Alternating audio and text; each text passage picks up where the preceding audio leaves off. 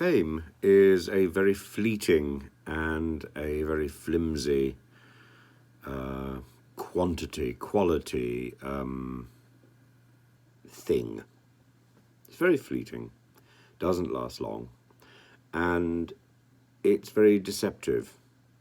It isn't really offering very much at all. Tom Bradby describes Prince Harry as the most famous person in the world, and he's quite right. At this moment, everybody's talking about him, or if everybody's not talking about him, they're making a decision not to. Prince Harry is certainly as famous at this moment as his mother was. But that's going to go, because there isn't a trajectory upwards from this point for Prince Harry. There is only a movement downwards. And I'm afraid, like many people who have been caught up in this sort of media whiplash of fame, what happens when it goes? What happens when nobody is then talking about him? And the stories he's told, the corrections he feels he needs to make because the book is so badly written that that his message is not clear.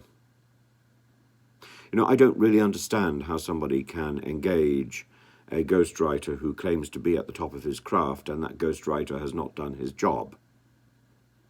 That ghostwriter has left more sentences in half flow, has left more buts at the beginning of paragraphs, and the whole thing is a jigsaw puzzle of indecision.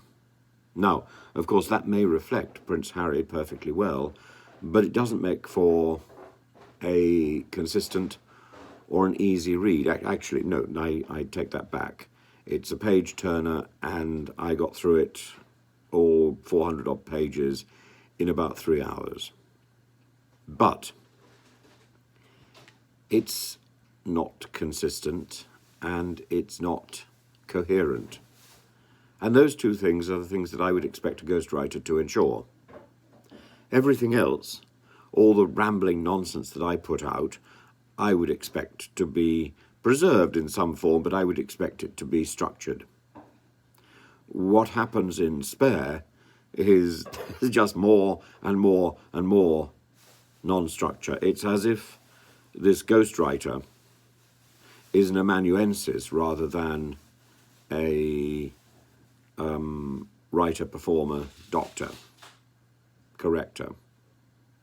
What's the point of a ghostwriter if all they do is take down your disiecta membra? And on the subject of disiecta membra, the frostbite incident seems to take up significantly more space than almost any other story in the book. It's gossipy, it's scandalous, it's actually fun. I recommend it. I mean, it's salacious filth, really, at its best. Exactly the sort of thing that one should have if Panto has just stopped, which it has. You know, it fills that gap. But I'm afraid the trajectory afterwards is downhill.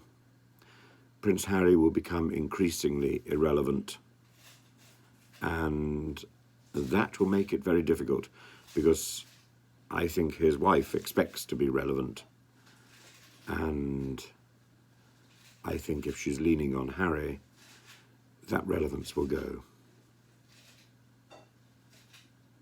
I'm sorry.